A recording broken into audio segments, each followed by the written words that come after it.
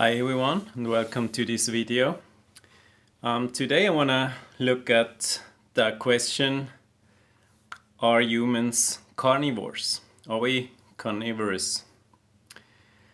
It's 2021 and that question is still around, so I thought I'm gonna do a video about it and explain a little bit how we can figure out what is the real deal, right? So whatever history tells us about it, we have to think about, because apparently all the evidence and also the whole science about it changes constantly. There are different ways now to look at things than it was 10 years ago. For example, like the old sites where our ancestors were gathering and were they eating can now be much better scanned, and also some vegetable parts can be actually retrieved, which was not able to do before. So that's a big part. If you're only able to detect bones and stones or other things like that stay solid over years and years and years and thousands of years, then you might come to the conclusion that we just ate meat. So which is something we have to discuss as well. So, but on the other hand, it's like what we see, what we have, like our body, our limitations we have. So compared to a cat, like a lion or a hyena or like the real wild cats, we miss several bodily functions or our features for hunting prey, for example. This is what we have in terms of claws. It doesn't help at all. Our senses are not quick enough to catch something at all. We're not quick enough running to catch something else. We don't have the eyesight for it. We don't have the teeth for it. This is not the carnivorous teeth here. Definitely not. If you look into a mouth of a wildcat, you will see what I mean. Then like the whole internal thing, I'm still it's still mind-boggling to me that we just don't know so much about our internal functions, how our whole digestive system works and our colons and everything. And we just have to understand that if you look into a cat's mouth, for example, just the tongue is already different, right? They don't have enzymes in their mouth because they do everything in their stomach. And they have a very short column, which is the reason for that meat has to pass fast through it. So and their stomach acid is much more acidic than the ones we have, So this is like really a big difference that we have to look at, because what happens if a human eats meat, it just takes far too long through the whole system, because our system is very, very long compared to the animal or the wildcat system. I think it's, I don't know, 2/3 longer than that of humans. And meat just starts to putrefy, right? It's just try it on your counter in the kitchen, put some meat in a bag and leave it for 48 hours there and see what's happening. This is what's happening in you, our stomach acid is not as strong as the one of wildcat. So clear differences there.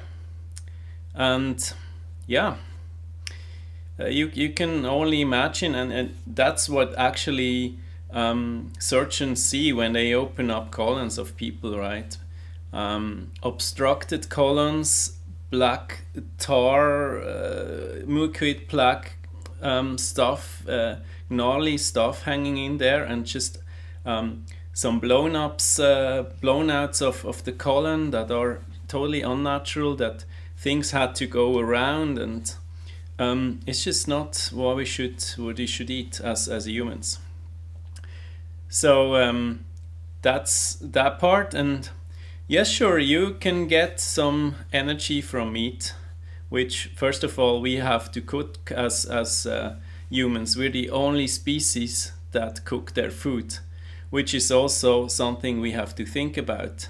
If you would be a carnivore, you would when you see a dead animal on the street, you would salivate and you will jump at that and eat it right there and how it is with all the feathers or all the fur or whatever. You wouldn't care, you know. We're totally differently attracted to other things, like we're attracted um, to other colors and like fresh fruit on the tree or something like that. This is like our eyes tell us what we want to eat.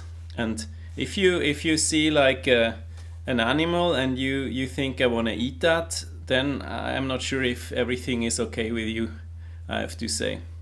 So these are like the differences in real carnivores and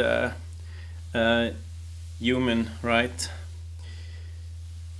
Also, the question would be if we would be herbivores, and I understand where people are coming from, but the thing is, like herbivore species, they have different teeth that are better in grinding than ours, and also their stomachs, like a cow, for example, has several stomach to just digest everything. That shows us already we are not truly herbivores as well. And yeah, what else to that?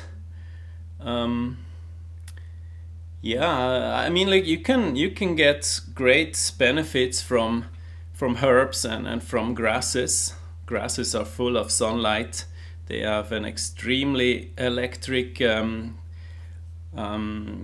property to it. There is a way to do that by choosing it or by something like that. But yeah, to eat it fresh, like we're not like a lot of people say. Oh, do you eat grass? You just no, I don't. It's just you can choose it. You get the benefits from it, and there are huge benefits in it. And there's even like yeah, there is a lot of stories around that. If you look at Anne Wigmore and her practices about it with wheatgrass, it's really fantastic. But then back to where we're actually coming from, and what we're equipped with. We have our hands, we have our eyesight that identifies what we want to go for, and our senses, right? What we find attractive, what smells good to us. Like if you open up an animal carcass and that smells good to you, you're clearly a lion. I mean, this is just no way a human being would feel that, unless again something is wrong with you. But I guess you have like your senses in a normal way. So what would that be? And we just end up with fruits, berries, and melons, and that's the way to go. That's our digestive system is meant for that. It's very easy to break down with our mouth, with our teeth we have, with the saliva we have, like the pH level of everything, like our digestive tract. Fruit digests very fast, which makes sense because we have a long digestive system. And yeah, there is a perfect pattern of nutrients in it. We spot them easily, we can open them easily, we can pick them easily with our own hands.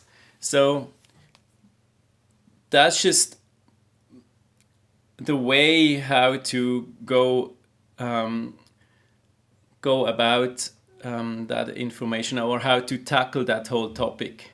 Because you might find some studies out there, and there's tons of stuff around, and if you look at the source who financed that study, that's always interesting.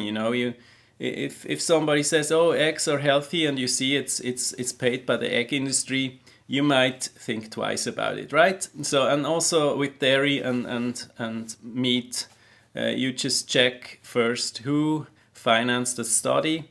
And unfortunately, it's not just studies just don't pop up because somebody has an intelligent question and wants to find out about something. There has to be a grant for it, there has to be a budget for it, and usually studies get financed by big companies that just want to underline their product or underline their way of making money in the world. So that was it for today. If you have any questions, please put them down below. I will be happy to answer you. Also in private, if you would like to have some coaching, I'm a health and nutrition coach.